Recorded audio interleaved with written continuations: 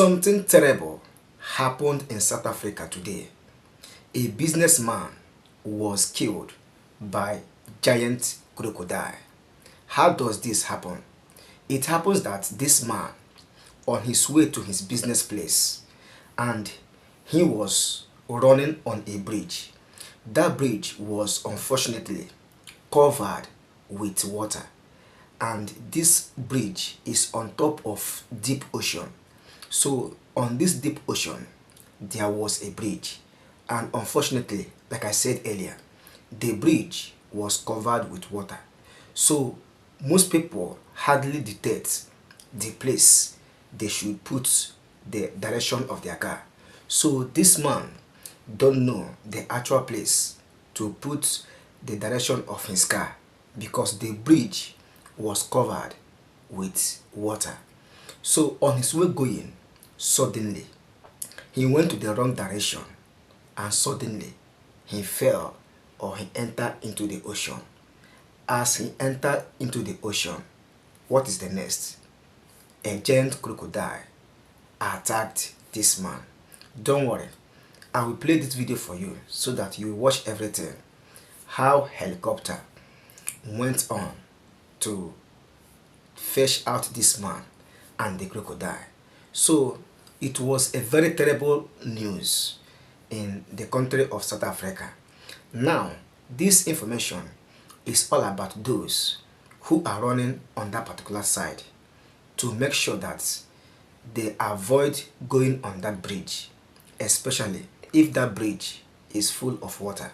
In fact, watch this to hear more concerning this incident. When we come back, we'll discuss. So watch this video.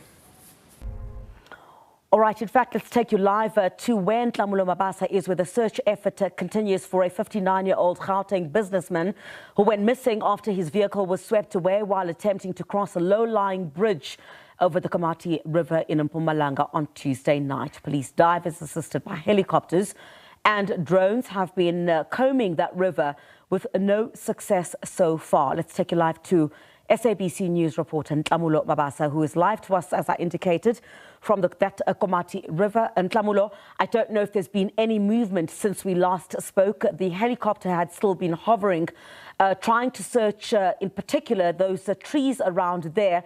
Any movement? Do we now have a deployment of those drones? Has there been any success yet in terms of finding anything in those dangerous waters? Thank you, Criselda. Thank you once more. Yes, there has been movement since we last spoke, Criselda. At the moment, they seem to have been done with this side of the river. The chopper seems to have been going to the other side of the river, Criselda. We are currently joined right now by the head of divers in Mpumalanga, SAPS, from the SAPS in the province, who is the head of the divers, Johan Potgieter. This is the man who has been heading this search ever since the man was reported to have been missing, or rather reported to have been swept away by water in this very same place where we are, which is behind us, Criselda. Good morning, Captain. Morning. Please talk to us. Ever since we started with this search, which was on Tuesday, today we are on day 5. Talk to us, for someone who maybe might have started hearing the story maybe a few minutes ago. Why is it difficult to trace the man? Morning, yes, yeah. Now, as you can see, we are at the Komati River here in Komati Poort at the low water bridge. The gentleman drove off the bridge, and when he got out of the vehicle, he was washed away and swept away by the river. As you can see from the footage that you already have, the water is very strong flowing. It's very fast flowing. The other problem we have, we're in the low veld, so there are a lot of crocodiles here, there are a lot of hippopotamus here. And also, if you have a look at the river, you can see it makes a lot of islands. So all that contributes to making it much more difficult to search for someone than if it was just a normal river with only one outlet. So what's been difficult for us is we had to drone because we can't go into the water because of the crocodiles and the hippos, and we had to use helicopters to help with the search.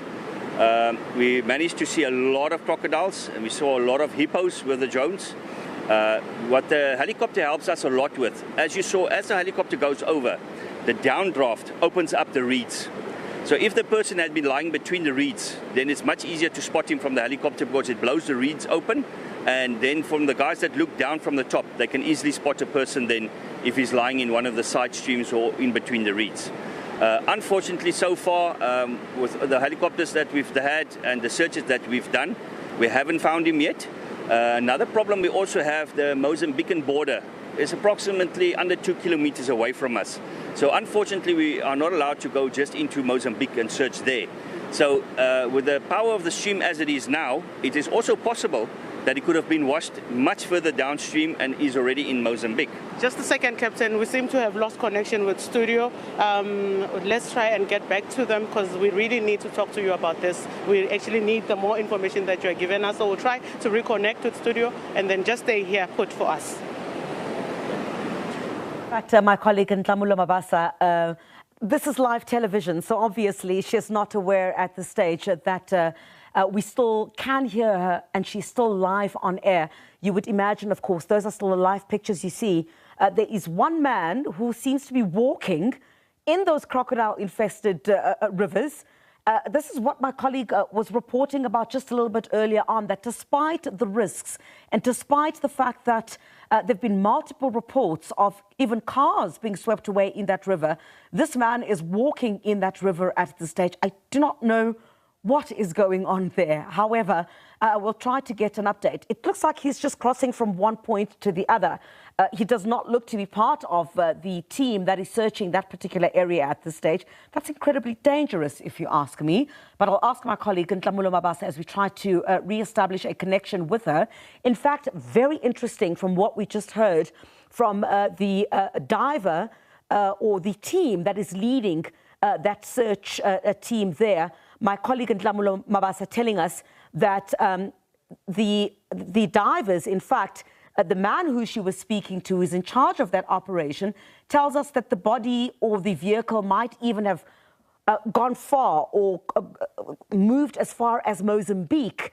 That's very interesting because I did ask my colleague Ntlamulo a bit earlier on, with those wild waters, you would find that there would be much movement in a space of a couple of hours. Movement from where the actual accident may have taken place to where the vehicle would be 5 days later. Remember, the search has been ongoing for 5 days now.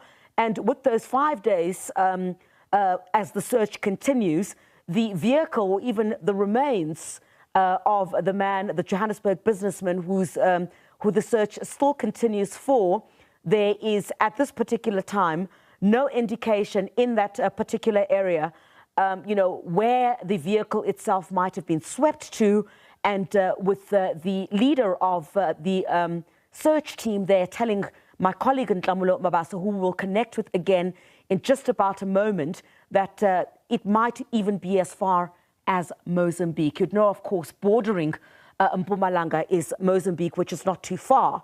So anything could have happened.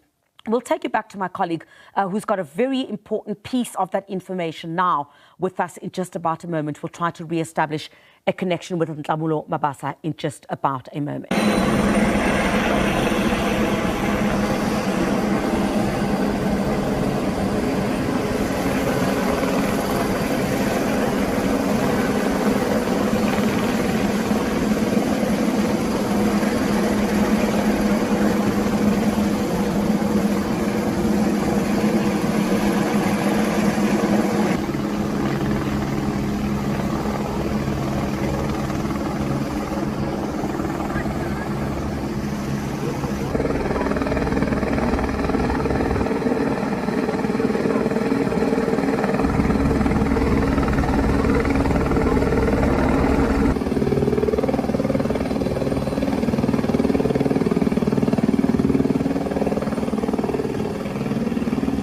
If government should help to raise this bridge up, honestly, I believe that it will lessen the incidence, or it will lessen the rate at which accidents occur on this ocean.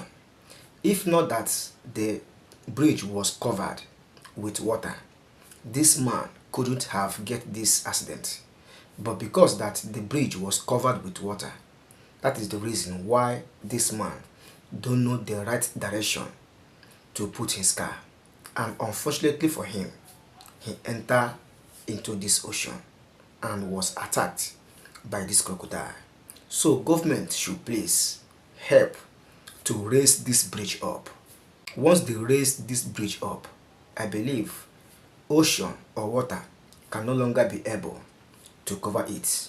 No matter the amount of rain that was added on that ocean, it cannot be able to cover the bridge once the bridge is being raised up. And with this, it will lessen the rate of incidents on that particular bridge. So that is my own contribution. I hope you see everything.